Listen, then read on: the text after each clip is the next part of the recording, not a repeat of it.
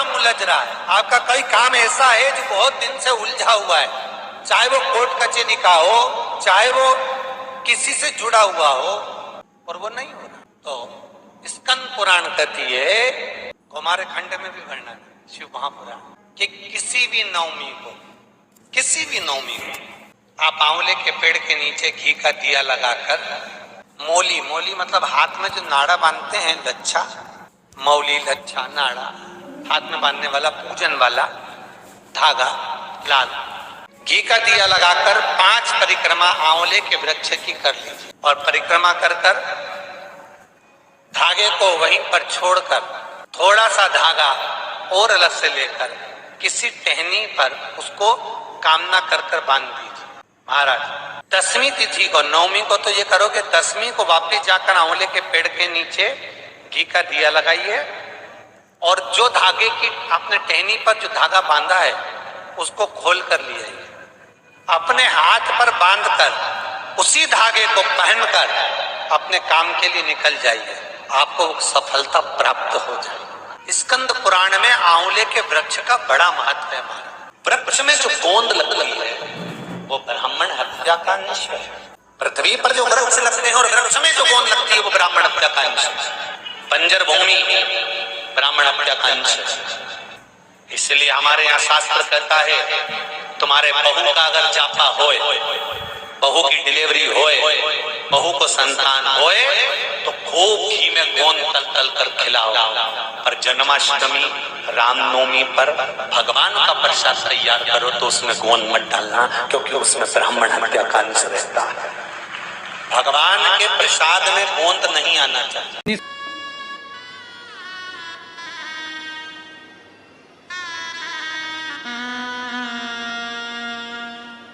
वो आपके यहाँ एक गाना चलता है ना, इधर मुंबई साइड का बहुत ज्यादा वो गाना चलता है, देख के ये मुंबई का नजारा दिल की धड़कन थम गई, बम बम बम बम बम्बई।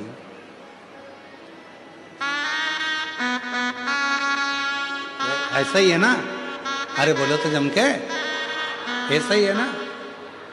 तो उसकी जगह एक लाइन और जोड़ लो, देख के ये भक्ति का नजारा दिल की धड़कन थम गई, तो समझो कि बम बम बम बम बम्बई। यहां शिव भक्ति का नजारा, यहां दिखावा नहीं है, यहां किसी को किसी से मतलब नहीं है।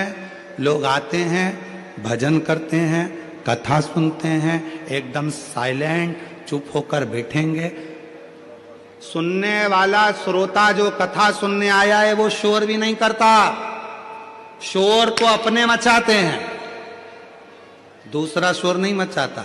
उनको कोई मतलब नहीं आगे जगह मिल रही कि पीछे जगह मिल रही, उसको तो मालूम है कहीं पर भी बैठ जाओ शंकर के डमरू की आवाज कल्याण कर ही देगी, वो अपनी मर्जी से बैठ जाए। पूरा जीवन निकल जाए मनुष्य का, पूरी जिंदगी चले जाए मानव की, तो भी नहीं समझ पाता कि शिव की अविरल भक्ति है क्या। देखिए, परिश्रम, पारदर्शिता, प्रेम और पवित्रता, ये 4 चीजें। पहले नंबर पर है परिश्रम। आप कुछ करना चाहते हो, जिंदगी में आगे बढ़ना चाहते हो, खूब उन्नति की सीढ़ी पर चढ़ना चाहते हो, तो आपकी जिंदगी में परिश्रम करना जरूरी है। दुनिया का कोई महाराज आपकी किस्मत को नहीं बदल सकता, क्योंकि अपनी बटन अपने को लगाना। अपने सिर में दर्द हुआ तो गोली अपने को खाना है। पति के सिर में दर्द होगा तो पत्नी गोली खाएगी तो आराम लगेगा क्या? खांसी चली हमको और हम तुम्हें इशारा कर दें कि खांसो री जी हम खांसो, तो हमारी खांसी बंद हो जाएगी क्या? छींक हमको आ रही है और हम हमारे जीजाओं से कह दें कि तुम छींको, तो वो छींक मान्य होगी क्या? अपना दुख अपने को मिटाना, अपना कष्ट अपने को मिटाना।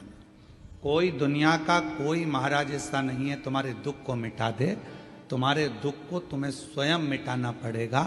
परिश्रम कर कर, मेहनत कर कर और भगवान शंकर पर विश्वास कर, शिव पर भरोसा कर, शिव पर विश्वास कर। एक परिश्रम जब व्यक्ति करता है तो उसकी सफलता उसके साथ चलती है। हम बेटा बेटियों से कहते हैं कि तुम क्यों टेंशन लेते हो, एक एग्जाम क्लियर नहीं हुआ, दूसरा होगा, दूसरा नहीं हुआ, तीसरा होगा, तीसरा नहीं हुआ, चौथा होगा, थोड़ा इंतजार तो करो। हमारा फर्स्ट सेम क्लियर ही नहीं हो रहा गुरुजी, हमारा सेकंड सेम क्लियर नहीं हो रहा गुरुजी। क्यों नहीं हो रहा? मतलब आपने परिश्रम करना बंद कर दिया, मेहनत करना कम कर दिया। कोई नहीं बदल सकता, आप स्वयं बदल सकते। आप में वो बल है कि कलेक्टर की कुर्सी पर भी आप बैठ सकते हो और एसपी की कुर्सी पर भी आप बैठ सकते हो। पर अपना परिश्रम ही नहीं करना हमको, और हमको विचार करना है कि कोई ऐसा मिल जाए जो हमारी किस्मत बदल दे, तो फिर ऐसे मिलेंगे पर आपसे थोड़ा बहुत कहेंगे कि लाओ इतना धन ला कर दो, इतनी पूंजी ला कर दो, हम तुम्हारी किस्मत बदल देंगे। मालूम पड़े अगर कोई किस्मत बदलता होता तो सबसे पहले वो अपनी ही नहीं बदल लेता। परिश्रम आपकी जिंदगी को श्रेष्ठ बना देता, मेहनत। और परिश्रम के साथ में जरूरी है विश्वास। और विश्वास भी किस पर? कुटुंब पर करा, रिश्तेदारों पर करा, मित्रों पर करा, नातेदारों पर करा। एक ना एक दिन हो सकता है कि धन के लोभ में या अपने भले के चक्कर में तुम्हारा विश्वास टूट जाए। पर विश्वास एक जगह का कभी नहीं टूटता, वो है मेरे देव अधिदेव महादेव पर करा गया विश्वास। मेरे शंकर भगवान का भरोसा कभी नहीं टूटेगा, मेरे शिव का विश्वास कभी नहीं टूटेगा। आपने अगर भगवान शंकर जी पर भरोसा किया है कि मैं परिश्रम भी कर रहा हूं, मेहनत भी कर रहा हूं और साथ में मैंने शिव पर विश्वास भी कर रहा हूं, एक लोटा जल सारी समस्या का हल। मतलब मेरी समस्या मिटेगी, मेरा दुख समाप्त होगा, मेरा कष्ट मिटेगा। अब वो दुख आपका नहीं रहा। जब आपने किसी पर भरोसा कर लिया, विश्वास कर लिया, तुमने कह दिया कि मैं तेरे पर इतना विश्वास करती हूं कि मैं तेरी हूं, तू मेरा। मतलब अब तुम्हारे मोबाइल का बैलेंस वही डलवाएगा, निश्चित। विश्वास है ना तुम्हारा, भरोसा है ना तुम्हारा। अब तुम्हारे मोबाइल का बैलेंस तुम्हें नहीं डलवाना, क्योंकि भरोसा तुमने उस पर कर लिया। मेरा मोबाइल का बैलेंस खत्म होने वाला है, कल खत्म हो जाएगा, एक कॉल नहीं गया तो शाम तक बैलेंस आ जाएगा। फोन नहीं आया मतलब बैलेंस खत्म हो गया। जब विश्वास दृढ़ हो जाता है और आप जब पूरे महीने शिव जी के मंदिर जाते हो और एक दिन अगर मंदिर नहीं पहुंचते तो शंकर भगवान को चिंता लग जाती है, जरूर इसके ऊपर कोई दुख आ गया है, मैं पता करता हूं। नंदी जाओ, क्या तकलीफ है मालूम कर कर आओ। नंदी कहता है कि उसके घर में तकलीफ है, तो नंदी उसका दुख नहीं मिटा। नंदी कहते हैं कि दुख तो मिटेगा पर फाइल थोड़ी मोटी है। शिव जी कहते हैं चिंता मत कर नंदी, भूलवश यदि वो मेरी शरणागति में दुख में भी मेरा स्मरण कर लेगी, दुख में भी मुझे याद कर लेगा, तो विश्वास उसने मेरे पर करा है तो उसका दुख भी मैं मिटा सकता हूं। अब कई लोग ऐसे हैं संसार में जो अपने को एक बीमारी लग गई, एक तकलीफ लग गई, एक दुख आ गया, किसी का किडनी गड़बड़ हो गया, किसी का लीवर गड़बड़ हो गया, किसी को कैंसर हो गया, किसी को कुछ हो गया, और उसने अपने आप को सोच लिया कि अब तो मेरा अंत समय आ गया, अब मैं मरूंगी, अब मेरा कुछ नहीं हो सकता, अब मेरी तबीयत ठीक नहीं रहती, अब तो मेरा शरीर बेकार हो गया। जो बार बार ये स्मरण करता है कि अब तो मेरा शरीर बेकार हो गया, अब तो मैं बिल्कुल बेकार हो गई, अब मैं कुछ नहीं कर सकती, मेरी जिंदगी में अब तो मरने का समय आ गया, तो तुम निश्चित तो मरोगी, पक्का, और जल्दी मरोगे। पर तुमने सोच लिया है ऐसी बीमारी तो मैंने सुना है कथा में, कई महाराजों का पत्र मैंने सुना वो सीवर वाला महाराज बाजता है कि कैंसर जैसा रोग ठीक हो गया, टीवी लीवर किडनी जैसा रोग ठीक हो गया, तो मैं शिव जी को एक लोटा जल चढ़ाऊंगी और अच्छी होकर मानूंगी तो अच्छी हो जाओ। अपने हारे हार है और अपने जीते जीत। हम हारे कि हार गए और हम जीते कि जीत। अपने को भी तो जीतना। डॉक्टर बोला है घुटने बदलना है, हम डॉक्टर को शिव का रूप मानते हैं। हमारी शिव महापुराण की कथा में एक वर्णन आता है, उमा संहिता में शिव महापुराण में वर्णन किया गया कि मेरे देव अधिदेव महादेव भगवान शंकर जब पार्वती जी सूखे पत्तों का सेवन करती रहीं, करते करते पत्तों का सेवन छोड़ दिया, दुर्बल हो गईं, तब भगवान देव अधिदेव महादेव औषधि लेकर पार्वती जी के पास पहुंचे थे। तो हम जितने दुनिया के डॉक्टर हैं इन सबको शंकर कहते हैं, ये शिव का एक रूप है। इसलिए हम कहते हैं कि शंकर पर विश्वास करो, लोटा भर जल चढ़ाओ, जो बताया जाए वो करो, पर उससे पहले अपने प्राथमिक चिकित्सा केंद्र, अपने हॉस्पिटल जो नजदीक में डॉक्टर हैं उनके पास जाओ, उससे जाकर जांच कराओ, जो दवाइयां दे वो खाओ, क्योंकि डॉक्टर भी शंकर का एक रूप होता है। जो पार्वती जी के पास गए थे औषधि लेकर, तो मेरे शिव भी डॉक्टर बनकर ही गए थे। अपने हारे हारे और अपने जीते जीत। अपन क्यों हारे? डॉक्टर ने कहा कि घुटने बदलना पड़ेंगे, उनसे कहो डॉक्टर साहब दवाई दीजिए, गोली दीजिए, जांच करिए। अब मैंने आपको दिखा लिया, अब एक बार मेरे महादेव को और दिखा लिया। रोज अपने घर से एक लोटा जल भरो, शिव जी के मंदिर जाओ, शंकर जी को जल चढ़ाकर बेलपत्र लेकर, घुटना, कमर, पीठ कहीं पर भी तकलीफ है तो नंदी के ठीक पीछे, राइट में नहीं, नंदी के ठीक पीछे बैठो और भगवान शंकर का नाम लेकर कुंदकेश्वर का बेलपत्र खाना प्रारंभ करो। 1.5 महीने के बाद फिर डॉक्टर के पास जाओ, एक बार मेरे घुटने की जांच करिए, डॉक्टर कह देगा अब आपको ऑपरेशन की जरूरत नहीं, घुटने ने काम करना प्रारंभ किया। आप जीत गए। इसको कोई सियोर वाला महाराज ने नहीं जिताया, इस बीमारी को किसी ने नहीं भगाया, इस बीमारी को आपने भगाया अपने विश्वास के बल पर, अपने भरोसे के बल पर, अपनी दृढ़ता के बल पर। और तेरे ही भरोसे बाबा, तेरे ही भरोसे हवा विच उड़ती जावांगी, बाबा डोर तो छड़ना कटी जावांगी।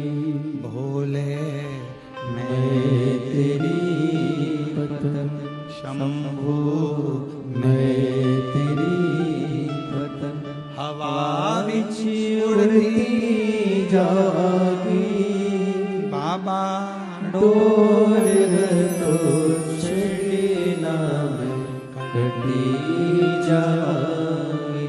भोले मैं तेरी पतन, शंभू मैं तेरी पतन।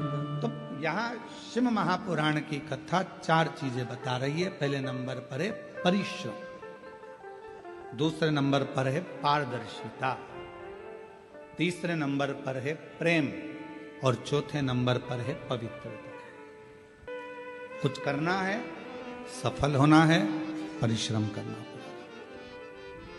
दूसरे नंबर पर समाज के लिए, सोसाइटी के लिए, परिवार के लिए, कुटुंब के लिए अगर कुछ करना है तो उसमें पारदर्शिता रखना पड़ेगा। पारदर्शिता समझते हो? कभी एक माँ कभी अपने किसी बहू से सामने या अपनी बेटी से यह ना कहे कि मुझे बड़ी बहू अच्छी लगी कि छोटी बहू अच्छी लगी, मेरा बड़ा बेटा ज्यादा अच्छा है कि छोटा बेटा ज्यादा अच्छा है। कभी माँ अपने मुख से ना कहे, कभी माँ अपने मुख से यह ना कहे कि मेरी बड़ी बहू अच्छी है कि छोटी बहू अच्छी है। क्यों? बुढ़ापा आते आते गेंद किसी भी पाले में जा सकती है, किसी से भी पाला पड़ सकता है। आपकी पारदर्शिता एक जैसी होना चाहिए। मेरी बड़ी बहू भी बहुत अच्छी है, छोटी भी बहुत अच्छी है। मेरा बड़ा बेटा भी बहुत संभालता है, छोटा भी बहुत संभालता है। मेरी बड़ी बहू हो सकता है थोड़ा भोजन बनाने में उसका ध्यान नहीं जाए, परंतु बाकी के काम वो कर लेती। मेरी छोटी बहू बाकी के काम में ध्यान ना जाए पर भोजन अच्छा बना लेती। पारदर्शिता बराबर रखी। क्लीन समाज में, परिवार में, कुटुंब में, रिश्तों में पारदर्शिता होना चाहिए। एकदम आमने सामने दिखे, कुछ छुपे ना। बहू अपने भीतर बातों को छुपाती छुपाती छुपाती छुपाती कितना सुंदर कहा शिव महापुराण में। काशी में नंदन वन में माता पार्वती जी ने शिव जी से 2 वर मांगे थे और मां जगत जननी जगदम्बा ने भगवान शंकर से 2 वर मांगे थे। पहला वर था कि काशी में जो मरेगा उसको गुरु मंत्र आपको देना पड़ेगा। पार्वती जी, शिव जी ने कहा मैं और गुरु मंत्र, हाँ वचन दे दिया, ठीक है। पार्वती जी ने कहा कि मुझे कैसे मालूम पड़ेगा कि काशी में मरने वाले को गुरु मंत्र दिया। भगवान शंकर कहने लगे काशी में गुरु मंत्र देकर उसके कान को थोड़ा सा टेढ़ा कर दूंगा, तुझे दिख जाएगा कि मैंने गुरु मंत्र दिया है। इसलिए काशी में मरने वाले को भगवान त्र्यंबक मंत्र प्रदान कर कर कर्ण को थोड़ा सा टेढ़ा कर देते हैं। दूसरा वर पार्वती जी कहती है मुझे दूसरा वर दीजिए, जिस पति पत्नी में आपस में झगड़ा हो उसमें प्रेम बहुत बढ़े, ये वर मुझे प्रदान कर दीजिए। शिव जी ने जिस पति पत्नी का झगड़ा नहीं होता उसका झगड़ा अदालत पहुंच जाता है, और जिस पति पत्नी का झगड़ा होता है वो वहीं पर सिलट जाता है, वहीं समाप्त हो जाता है। उसने अपने मन का गुब्बार निकाल दिया, अपशब्द बोल दिया, ताने दे दिया। एक पत्नी ने पति से कहा लड़ाई में झगड़े में, अरे तुम तो ऐसे हो, तुम तो वैसे हो, तुम तो जानवर हो। इतने में पति ने कह दिया तू बिल्कुल सत्य कर रही है, तू मेरी जान और मैं तेरा वर। उसमें क्या इसमें गलत क्या हुआ? सब श्रेष्ठ हुआ। तो जहां झगड़ा हुआ वहां मन के गुब्बार निकल गए, जहां झगड़ा हुआ वहां मन का मेल निकल गया। तुम देखना जिस सास बहू में, देवरानी जेठानी में, भाई भाई में झगड़ा हो जाता है और झगड़ा होने के बाद जब शांति होती है तो दोनों में इतना प्रेम बढ़ जाता है कि वापस में जा भैया को जरा चाय दिया, बहू कहती है जा मम्मी जी को चाय दिया, सास कहती है वो तेरी जेठानी नहीं आई जा उसको चाय दिया। प्रेम बढ़ रहा है, मतलब गुब्बार खत्म हो, गुस्सा खत्म। 2 वर मांगे हैं, उसमें एक वर मांगा कि झगड़ा हो तो प्रेम बढ़े।